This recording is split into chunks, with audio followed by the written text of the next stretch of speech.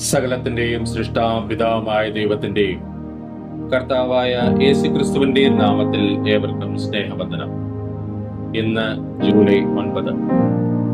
ഇന്ന് നമ്മൾ വായിക്കുന്ന ആദ്യത്തെ വായനാഭാഗം ശമൂവേൽ 1-ാം പുസ്തകം 21-ഉം 22-ഉം അധ്യായങ്ങൾ. ശമൂവേൽ 1-ാം പുസ്തകം 21-ാം അധ്യായം 1-ാം വാക്യം മുതൽ. ദാവീദ് നോബിൽ പുരോഹിതനായ അഹീമേലെക്കിന്റെ അടുക്കൽ ചെന്നു. അഹീമേലെക്ക് ദാവീദിനെ സംഭ്രമത്തോടെ എതിരേറ്റ് അവനോട്, ആരും കൂടെയില്ലാതെ തനിച്ചു വരുന്നത് എന്ത് എന്ന് ചോദിച്ചു. ദാവീദ് പുരോഹിതനായ അഹീമേലെക്കിനോട്, രാജാവ് എന്നെ ഒരു കാര്യം ഏൽപ്പിച്ചു. ഞാൻ നിന്നെ അയക്കുന്നതും നിന്നോട് കൽപ്പിക്കുന്നതുമായ കാര്യം ഒന്നും ആരും അറിയരുത് എന്ന് കൽപ്പിച്ചിരിക്കുന്നു. എന്റെ ബാല്യക്കാർ ഇന്ന സ്ഥലത്ത് വരണമെന്ന് ഞാൻ ചട്ടം കെട്ടിയിരിക്കുന്നു. ആകയാൽ നിന്റെ കൈവശം വല്ലതുമുണ്ടോ? ഒരു 5 അപ്പം അല്ലെങ്കിൽ തൽക്കാലം കൈവശമുള്ളത് എന്തെങ്കിലും എനിക്ക് തരയണം എന്ന് പറഞ്ഞു. അതിന് പുരോഹിതൻ ദാവീദിനോട്, വിശുദ്ധമായ അപ്പമല്ലാതെ സാമാന്യമായത് കൈവശമില്ല. ബാല്യക്കാർ സ്ത്രീകളോട് അകന്നിരിക്കുന്നുവെങ്കിൽ തരാമെന്ന് ഉത്തരം പറഞ്ഞു. ദാവീദ് പുരോഹിതനോട്, ഈ 3 ദിവസമായി സ്ത്രീകൾ ഞങ്ങളോട് അകന്നിരിക്കുന്നു. ഇത് ഒരു സാമാന്യ യാത്രയെങ്കിലും ഞാൻ പുറപ്പെടുമ്പോൾ തന്നെ ബാല്യക്കാരുടെ യാത്രാ കോപ്പുകൾ ശുദ്ധമായിരുന്നു. ഇന്നോ അവരുടെ കോപ്പുകൾ എത്ര അധികം ശുദ്ധമായിരിക്കും എന്ന് പറഞ്ഞു. അങ്ങനെ പുരോഹിതൻ അവന് വിശുദ്ധമായ അപ്പം കൊടുത്തു. അപ്പം മാറ്റുന്ന ദിവസം ചൂടുള്ള അപ്പം വെക്കേണ്ടതിന് യഹോവയുടെ സന്നിധിയിൽ നിന്ന് നീക്കിയ കാഴ്ചയപ്പമല്ലാതെ അവിടെ വേറെ അപ്പമില്ലായിരുന്നു. എന്നാൽ അന്ന് ശൗലിന്റെ ഭൃത്യന്മാരിൽ ദോവേഗ് എന്നു പേരുള്ള ഒരു ഏദോമിനെ അവിടെ യഹോവയുടെ സന്നിധിയിൽ അടച്ചിട്ടിരുന്നു. അവൻ ശൗലിന്റെ ഇടയന്മാർക്ക് പ്രമാണിയായിരുന്നു. ദാവീദ് അഹീമേലെക്കിനോട്, ഇവിടെ നിന്റെ കൈവശം കുന്തമോ വാളോ ഉണ്ടോ? രാജാവിന്റെ കാര്യം തിടുക്കമായിരുന്നതുകൊണ്ട് ഞാൻ എന്റെ വാളും ആയുധങ്ങളും കൊണ്ടുപോകുന്നില്ല എന്ന് പറഞ്ഞു. അപ്പോൾ പുരോഹിതൻ, ഏലാം താഴ്വരയിൽ വെച്ച് നീ കൊന്ന ഫെലിസ്തനായ ഗോലിയാത്തിന്റെ വാൾ ഏഫോദിന്റെ പുറകിൽ ഒരു ശീലയിൽ പൊതിഞ്ഞു വെച്ചിരിക്കുന്നു. അത് വേണമെങ്കിൽ എടുത്തുകൊള്ളുക. അതല്ലാതെ വേറെ ഒന്നുമില്ല എന്ന് പറഞ്ഞു. അതിന് തുല്യം മറ്റൊന്നുമില്ല, അത് എനിക്ക് തരയണം എന്ന് ദാവീദ് പറഞ്ഞു. പിന്നെ ദാവീദ് പുറപ്പെട്ട് അന്ന് തന്നെ ശൗലിന്റെ നിമിത്തം ഗത്ത് രാജാവായ ആഖീശിന്റെ അടുക്കൽ ഓടിച്ചെന്നു. എന്നാൽ ആഖീശിന്റെ ഭൃത്യന്മാർ അവനോട്, ഇവൻ ദേശത്തിലെ രാജാവായ ദാവീദല്ലയോ? ശൗൽ 1000 കൊന്നു, ദാവീദോ 10,000 എന്ന് അവർ നൃത്തങ്ങളിൽ ഗാനപ്രതിഗാനം ചെയ്തത് ഇവനെ കുറിച്ചല്ലയോ എന്ന് പറഞ്ഞു. ദാവീദ് ഈ വാക്കുകളെ മനസ്സിലാക്കിയിട്ട് ഗത്ത് രാജാവായ ആഖീശിനെ ഏറ്റവും ഭയപ്പെട്ടു. അവരുടെ മുമ്പാകെ തന്റെ പ്രകൃതി മാറ്റി അവരുടെ കൈകളിൽ ഇരിക്കെ ബുദ്ധിപൂർവം നടിച്ച് വാതിലിന്റെ കതകുകളിൽ വരച്ച് താടിമേൽ തുപ്പൽ ഒലിപ്പിച്ചുകൊണ്ടിരുന്നു. ആഖീസ് തന്റെ ഭൃത്യന്മാരോട്, ഈ മനുഷ്യൻ ഭ്രാന്തൻ എന്ന് നിങ്ങൾ കാണുന്നില്ലയോ? അവനെ എന്റെ അടുക്കൽ കൊണ്ടുവന്നത് എന്തിന്? എന്റെ മുമ്പാകെ ഭ്രാന്ത് കളിപ്പാൻ ഇവനെ കൊണ്ടുവരേണ്ടതിന് എനിക്ക് ഇവിടെ ഭ്രാന്തന്മാർ കുറവുണ്ട്. എന്റെ അരമനയിലോ ഇവൻ വരേണ്ടത് എന്ന് പറഞ്ഞു. ശമൂവേൽ 1-ാം പുസ്തകം 22-ാം അധ്യായം 1-ാം വാക്യം മുതൽ. അങ്ങനെ ദാവീദ് അവിടെ വിട്ട് അദുല്ലാം ഗുഹയിലേക്ക് ഓടിപ്പോയി. അവന്റെ സഹോദരന്മാരും അവന്റെ പിതൃഭവനമൊക്കെയും അത് കേട്ട് അവന്റെ അടുക്കൽ ചെന്നു. ഞെരുക്കമുള്ളവർ, കടമുള്ളവർ, സന്തുഷ്ടിയില്ലാത്തവർ എന്നീ വകക്കാരൊക്കെയും അവന്റെ അടുക്കൽ വന്നുകൂടി. അവൻ അവർക്ക് തലവനായി തീർന്നു. അവനോടുകൂടെ ഏകദേശം 400 പേർ ഉണ്ടായിരുന്നു. അനന്തരം ദാവീദ് അവിടെ വിട്ട് മോവാബിലെ മിസ്പയിൽ ചെന്ന് മോവാബ് രാജാവിനോട്, ദൈവം എനിക്ക് വേണ്ടി എന്ത് ചെയ്യും എന്ന് അറിയുവോളം എന്റെ അപ്പനും അമ്മയും നിങ്ങളുടെ അടുക്കൽ വന്ന് പാർപ്പാൻ അനുവദിക്കണമേ എന്ന് അപേക്ഷിച്ചു. അവൻ അവരെ മോവാബ് രാജാവിന്റെ സന്നിധിയിൽ കൊണ്ടുചെന്നു. ദാവീദ് ദുർഗത്തിൽ താമസിച്ച കാലമൊക്കെയും അവർ അവിടെ പാർത്തു.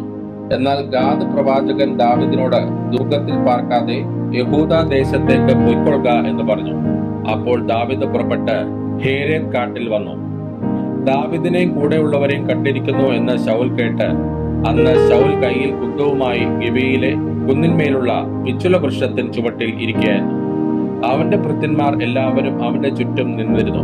ശൗൽ ചുറ്റും നിൽക്കുന്ന തന്റെ ഭൃത്യന്മാരോട് പറഞ്ഞത്, ബെന്യാമീന്യരെ കേട്ടുകൊള്ളുവിൻ. ഈശായിയുടെ മകൻ നിങ്ങൾക്കൊക്കെയും നിലങ്ങളും മുന്തിരിത്തോട്ടങ്ങളും തന്ന് നിങ്ങളെ എല്ലാവരെയും സഹസ്രാധിപന്മാരും ശതാധിപന്മാരും ആക്കുമോ? നിങ്ങൾ എല്ലാവരും എനിക്ക് വിരോധമായി കൂട്ടുകെട്ടുണ്ടാക്കിയിരിക്കുന്നു. എന്റെ മകൻ ഈശായുടെ മകനോട് സഖ്യത ചെയ്തത് എന്നെ അറിയിപ്പാൻ ആരും ഉണ്ടായിരുന്നില്ല. എന്റെ മകൻ എന്റെ ദാസനെ ഇന്ന് എനിക്കായി പതിയിരിപ്പാൻ ഉത്സാഹിപ്പിച്ചിരിക്കുന്നതെങ്കിൽ മനസ്താപമുള്ളവരോ അതിനെക്കുറിച്ച് എനിക്ക് അറിവ് തന്നവരോ നിങ്ങളിൽ ആരും ഉണ്ടായിരുന്നില്ലല്ലോ. അപ്പോൾ ശൗലിന്റെ ഭൃത്യന്മാരുടെ കൂട്ടത്തിൽ നിന്നിരുന്ന ഏദോമിനായ ദോവേഗ് നോബിൽ അഹീതൂബിന്റെ മകനായ അഹീമേലെക്കിന്റെ അടുക്കൽ ഈശായുടെ മകൻ വന്നത് ഞാൻ കണ്ടു.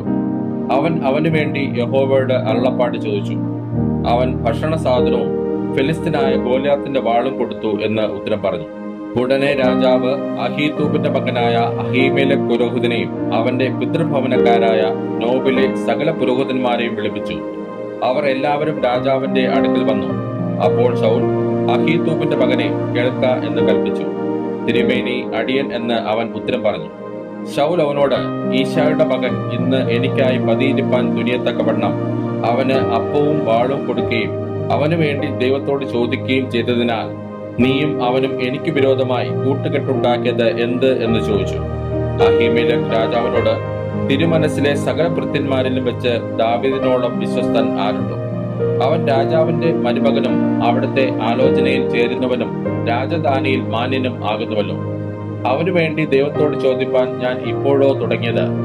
അങ്ങനെയല്ല, രാജാവ് അടിയന്റെ മേലും അടിയന്റെ പിതൃഭവനത്തിന്മേലും കുറ്റം ഒന്നും ചുമത്തരുതേ. അടിയൻ ഇതിലെങ്ങും യാതൊന്നും അറിഞ്ഞവനല്ല എന്ന് ഉത്തരം പറഞ്ഞു. അപ്പോൾ രാജാവ്, അഹീമേലെക്കേ, നീ മരിക്കണം, നീയും നിന്റെ പിതൃഭവനമൊക്കെയും തന്നെ എന്ന് കൽപ്പിച്ചു.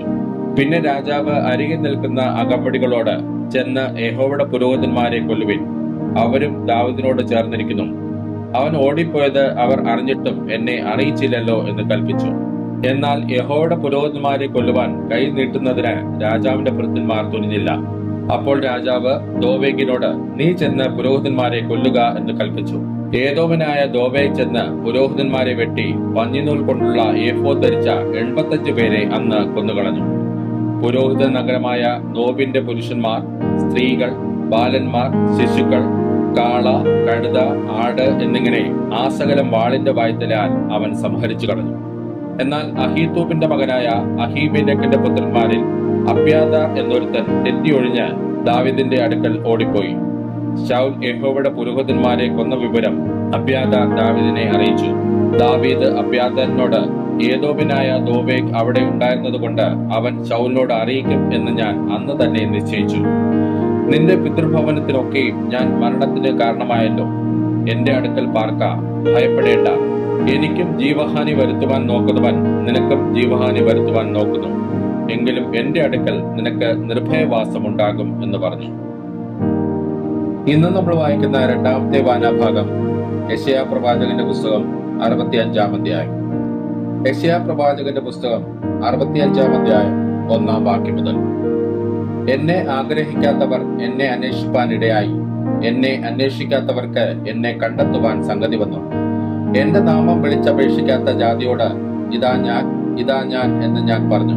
സ്വന്തം വിചാരങ്ങളെ അനുസരിച്ച് ആകാത്ത വഴിയിൽ നടക്കുന്ന മത്സരമുള്ള ജനത്തിലേക്ക് ഞാൻ ഇടപെടാതെ കൈനീട്ടുന്നു.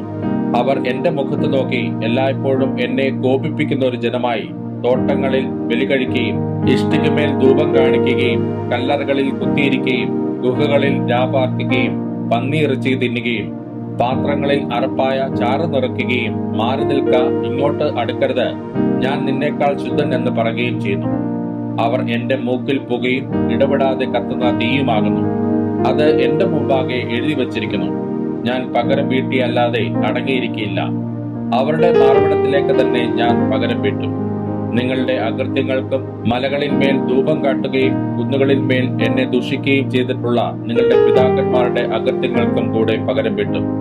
ഞാൻ ആദ്യം അവരുടെ പ്രതിഫലം അവരുടെ മാർവിടത്തിലേക്ക് അളന്നുകൊടുക്കും എന്ന് യഹോവ അരുളി ചെയ്യുന്നു. യഹോവ ഇപ്രകാരം അരുളി ചെയ്യുന്നു: മുന്തിരിക്കുലയിൽ പുതുവീഞ്ഞ് കണ്ടിട്ട് നശിപ്പിക്കരുത്, ഒരു അനുഗ്രഹം അതിൽ ഉണ്ട് എന്ന് പറയുന്നത് പോലെ ഞാൻ എന്റെ ദാസന്മാർ നിമിത്തം പ്രവർത്തിക്കും, എല്ലാവരെയും നശിപ്പിക്കുകയില്ല. ഞാൻ യാക്കോബിൽ നിന്ന് ഒരു സന്തതിയും യഹൂദയിൽ നിന്ന് എന്റെ പർവ്വതങ്ങൾക്ക് ഒരു അവകാശിയെയും ഉത്ഭവിക്കും. എന്റെ വൃദ്ധന്മാർ അതിനെ കൈവശമാക്കുകയും എന്റെ ദാസന്മാർ അവിടെ വസിക്കുകയും ചെയ്യും. എന്നെ അന്വേഷിച്ചിട്ടുള്ള എന്റെ ജനത്തിനായി ശാരോൻ ആടുകൾക്ക് മേച്ചിൽപ്പുറവും ആഖോർ താഴ്വര കന്നുകാലികൾക്ക് കിടപ്പിടവും ആയിരിക്കും. എന്നാൽ യഹോവയെ ഉപേക്ഷിക്കുകയും എന്റെ വിശുദ്ധ പർവ്വതത്തെ മറക്കുകയും ഗത്ത് ദേവന് ഒരു മേശ ഒരുക്കി മെനിദേവിക്ക് വീഞ്ഞ് കലർത്തി നിറച്ചു വെക്കുകയും ചെയ്യുന്നവരെ ഞാൻ വിളിച്ചപ്പോൾ നിങ്ങൾ ഉത്തരം പറയാതെയും ഞാൻ അരുളി ചെയ്തപ്പോൾ കേൾക്കാതെയും എനിക്ക് അനിഷ്ടമായുള്ളത് പ്രവർത്തിച്ച് എനിക്ക് പ്രസാദമല്ലാത്തത് തിരഞ്ഞെടുത്തത് കൊണ്ട് ഞാൻ നിങ്ങളെ വാളിന് നിയമിച്ചു കൊടുക്കും. നിങ്ങൾ എല്ലാവരും കൊലയ്ക്ക് കുനിയേണ്ടി വരും. അതുകൊണ്ട് യഹോവയായ കർത്താവ് ഇപ്രകാരം അരുളി ചെയ്യുന്നു: ഇതാ, എന്റെ ദാസന്മാർ ഭക്ഷിക്കും, നിങ്ങളോ വിശന്നിരിക്കും. എന്റെ ദാസന്മാർ പാനം ചെയ്യും, നിങ്ങളോ ദാഹിച്ചിരിക്കും. എന്റെ ദാസന്മാർ സന്തോഷിക്കും, നിങ്ങളോ ലജ്ജിച്ചിരിക്കും. എന്റെ ദാസന്മാർ ഹൃദയാനന്ദം കൊണ്ട് ഘോഷിക്കും, നിങ്ങളോ മനോവ്യസനം കൊണ്ട് നിലവിളിച്ച് മനോവ്യഥയാൽ മുറയിടും. നിങ്ങളുടെ പേർ നിങ്ങൾ എന്റെ വൃദ്ധന്മാർക്ക് ഒരു ശാപവാക്കായി വെച്ചേച്ചു പോകും. യഹോവയായ കർത്താവ് നിന്നെ കൊന്നുകളയും. തന്റെ ദാസന്മാർക്ക് അവൻ വേറൊരു പേർ വിളിക്കും. മുമ്പിലത്തെ കഷ്ടങ്ങൾ മറന്നു പോകുകയും അവ എന്റെ കണ്ണിന് മറഞ്ഞിരിക്കുകയും ചെയ്യുക കൊണ്ട് ഭൂമിയിൽ തന്നെത്താൻ അനുഗ്രഹിക്കുന്നവൻ സത്യദൈവത്താൽ തന്നെത്താൻ അനുഗ്രഹിക്കും. ഭൂമിയിൽ സത്യം ചെയ്യുന്നവൻ സത്യദൈവത്തെ ചൊല്ലി സത്യം ചെയ്യും. ഇതാ, ഞാൻ പുതിയ ആകാശവും പുതിയ ഭൂമിയും സൃഷ്ടിക്കുന്നു. മുമ്പിലത്തവ ആരും ഓർക്കുകയില്ല, ആരുടെയും മനസ്സിൽ വരികയുമില്ല. ഞാൻ സൃഷ്ടിക്കുന്നതിനെ കുറിച്ച് നിങ്ങൾ സന്തോഷിച്ച് എന്നേക്കും ഘോഷിച്ചുല്ലസിപ്പിൻ. ഇതാ, ഞാൻ യെരുശലേമിനെ ഉല്ലാസപ്രദമായും അതിലെ ജനത്തെ ആനന്ദപ്രദമായും സൃഷ്ടിക്കുന്നു. ഞാൻ യെരുശലേമിനെ കുറിച്ച് സന്തോഷിക്കുകയും എന്റെ ജനത്തെ കുറിച്ച് ആനന്ദിക്കുകയും ചെയ്യും. കരച്ചിലും നിലവിളിയും ഇനി അതിൽ കേൾക്കയില്ല. കുറെ ദിവസം മാത്രം ജീവിക്കുന്ന കുട്ടിയും ആയുസ് തികയാത്ത വൃദ്ധനും അവിടെ ഇനി ഉണ്ടാകയില്ല. ബാലൻ 100 വയസ്സ് പ്രായമുള്ളവനായി മരിക്കും. പാപിയോ 100 വയസ്സുള്ളവനായിരുന്നാലും ശപിക്കപ്പെട്ടവൻ എന്നേ വരൂ. അവർ വീടുകളെ പണിത് പാർക്കും. അവർ മുന്തിരിത്തോട്ടങ്ങളെ ഉണ്ടാക്കി അവയിലെ ഫലം അനുഭവിക്കും. അവർ പണിക മറ്റൊരുത്തൻ പാർക്ക എന്ന് വരികയില്ല. അവർ നടുക മറ്റൊരുത്തൻ തിന്നുക എന്നും വരികയില്ല. എന്റെ ജനത്തിന്റെ ആയുസ് വൃക്ഷത്തിന്റെ ആയുസ് പോലെയാകും. എന്റെ വൃദ്ധന്മാർ തന്നെ തങ്ങളുടെ അധ്വാന ഫലം അനുഭവിക്കും. അവർ വൃഥ അധ്വാനിക്കുകയില്ല, ആപത്തിനായിട്ട് പ്രസവിക്കുകയുമില്ല. അവർ യഹോവയാൽ അനുഗ്രഹിക്കപ്പെട്ടവരുടെ സന്തതിയല്ലോ. അവരുടെ സന്താനം അവരോടുകൂടെ ഇരിക്കും. അവർ വിളിക്കുന്നതിന് മുമ്പേ ഞാൻ ഉത്തരമല്ലും. അവർ സംസാരിച്ചു കൊണ്ടിരിക്കുമ്പോൾ തന്നെ ഞാൻ കേൾക്കും. ചെന്നായും കുഞ്ഞാടും ഒരുമിച്ച് വേയും. സിംഹം കാള എന്ന പോലെ വൈക്കോൽ തിന്നും. സർപ്പത്തിന് പൊടി ആഹാരമായിരിക്കും. എന്റെ വിശുദ്ധ പർവ്വത്തിൽ എങ്ങും ഒരു ദോഷമോ നാശമോ ആരും ചെയ്യുകയില്ല എന്ന് യഹോവ അരുളി ചെയ്യുന്നു. ഇന്ന് നമ്മൾ വായിക്കുന്ന 3-ാമത്തെ വായനാഭാഗം മത്തായി എഴുതിയ സുവിശേഷം 10-ാം അധ്യായം. മത്തായി എഴുതിയ സുവിശേഷം 10-ാം അധ്യായം 1-ാം വാക്യം മുതൽ. അനന്തരം അവൻ തന്റെ 12 ശിഷ്യന്മാരെയും അടുക്കൽ വിളിച്ച് അശുദ്ധാത്മാക്കളെ പുറത്താക്കുവാനും സകലവിധ ദീനവും വ്യാധിയും പൊറപ്പിപ്പാനും അവർക്ക് അധികാരം കൊടുത്തു. 12 അപ്പോസ്തലന്മാരുടെ പേരാവിത്: ഒന്നാമൻ പത്രോസ് എന്നു പേരുള്ള ശിമോൻ, അവന്റെ സഹോദരൻ അന്ത്രയോസ്, സെബദിയുടെ മകൻ യാക്കോബ്, അവന്റെ സഹോദരൻ യോഹന്നാൻ, ഫിലിപ്പോസ്, ബർത്തലോമായി, തോമസ്, ചുങ്കക്കാരൻ മത്തായി, അൽഫായുടെ മകൻ യാക്കോബ്, തദ്ദായി, ശിമോൻ, യേശുവിനെ കാണിച്ചു കൊടുത്ത ഇസ്കറിയോത്ത യൂദ. ഈ 12 പേരെയും യേശു അയക്കുമ്പോൾ അവരോട് ആജ്ഞാപിച്ചത് എന്തെന്നാൽ, ജാതികളുടെ അടുക്കൽ പോകാതെയും ശമര്യരുടെ പട്ടണത്തിൽ കടക്കാതെയും ഇസ്രായേൽ ഗൃഹത്തിലെ കാണാതെ പോയ ആടുകളുടെ അടുക്കൽ തന്നെ ചെല്ലുവിൻ.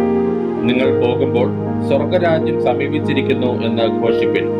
രോഗികളെ സൗഖ്യമാക്കുവിൻ, മരിച്ചവരെ ഉയർപ്പിപ്പിൻ, കുഷ്ഠരോഗികളെ ശുദ്ധമാക്കുവിൻ, ഭൂതങ്ങളെ പുറത്താക്കുവിൻ.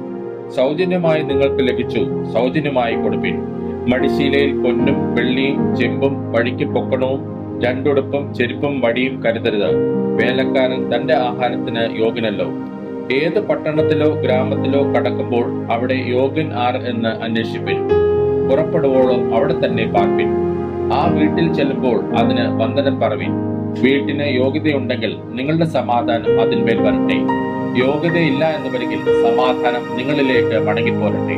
ആരെങ്കിലും നിങ്ങളെ കൈക്കൊള്ളാതെയും നിങ്ങളുടെ വചനങ്ങളെ കേൾക്കാതെയും ഇരുന്നാൽ ആ വീടോ പട്ടണമോ വിട്ടുപോകുമ്പോൾ നിങ്ങളുടെ കാലിലെ പൊടി തട്ടിക്കളവിൻ. ന്യായവിധി ദിവസത്തിൽ ആ പട്ടണത്തെക്കാൾ സോദോമരുടെയും ഗമോര്യരുടെയും ദേശത്തിന് സഹിക്കാവതാകും എന്ന് ഞാൻ സത്യമായിട്ട് നിങ്ങളോട് പറയുന്നു. ചെന്നായ്ക്കളുടെ നടുവിൽ ആടിനെ പോലെ ഞാൻ നിങ്ങളെ അയക്കുന്നു. ആകയാൽ പാമ്പിനെ പോലെ ബുദ്ധിയുള്ളവരും പ്രാവിനെ പോലെ കളങ്കമില്ലാത്തവരും ആയിരിപ്പിൻ. മനുഷ്യരെ സൂക്ഷിച്ചുകൊള്ളുവിൻ.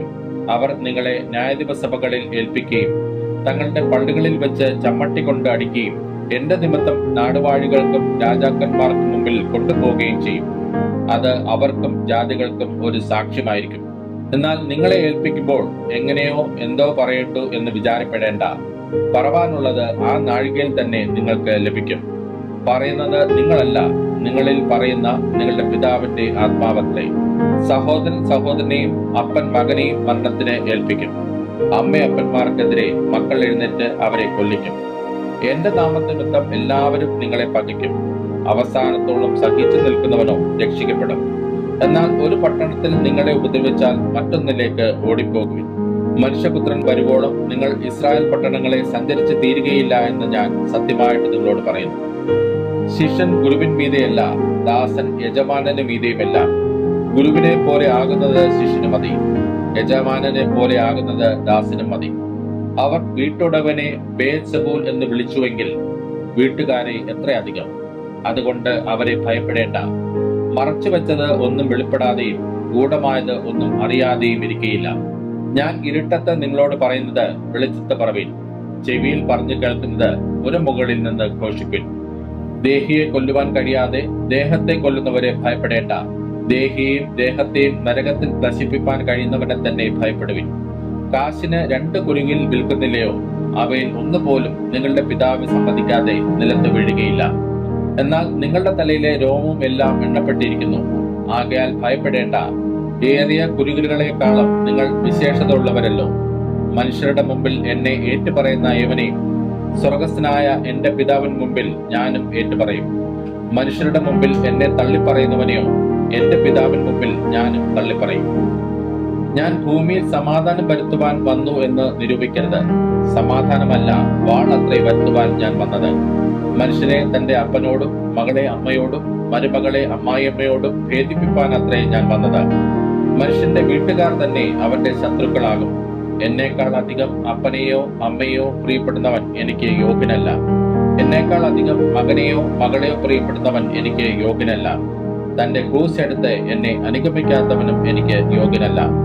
തന്റെ ജീവനെ കണ്ടെത്തിയവൻ അതിനെ കളയും. എന്റെ നിമിത്തം തന്റെ ജീവനെ കളഞ്ഞവൻ അതിനെ കണ്ടെത്തും. നിങ്ങളെ കൈക്കൊള്ളുന്നവൻ എന്നെ കൈക്കൊള്ളുന്നു, എന്നെ കൈക്കൊള്ളുന്നവൻ എന്നെ അയച്ചവനെ കൈക്കൊള്ളുന്നു. പ്രവാചകൻ എന്ന് വെച്ച് പ്രവാചകനെ കൈക്കൊള്ളുന്നവന് പ്രവാചകന്റെ പ്രതിഫലം ലഭിക്കും. നീതിമാൻ എന്ന് വെച്ച് നീതിമാനെ കൈക്കൊള്ളുന്നവന് നീതിമാന്റെ പ്രതിഫലം ലഭിക്കും. ശിഷ്യൻ എന്ന് വെച്ച് ഈ ചെറിയവരിൽ ഒരുത്തന് ഒരു പാനപാത്രം തണ്ണീർ മാത്രം കൊടുക്കുന്നവന് പ്രതിഫലം കിട്ടാതെ പോകുകയില്ല എന്ന് ഞാൻ സത്യമായിട്ട് നിങ്ങളോട് പറയുന്നു. ഇന്ന് നമ്മൾ വായിച്ചു കേട്ട ഈ വേദഭാഗങ്ങളാൽ പിതാവായ ദൈവത്തിങ്കിൽ നിന്നും കർത്താവായ ക്രിസ്തുയേശുവിൽ നിന്നും ഏവർക്കും കൃപയും കനിവും സമാധാനവും ഉണ്ടാകട്ടെ. ആമേൻ.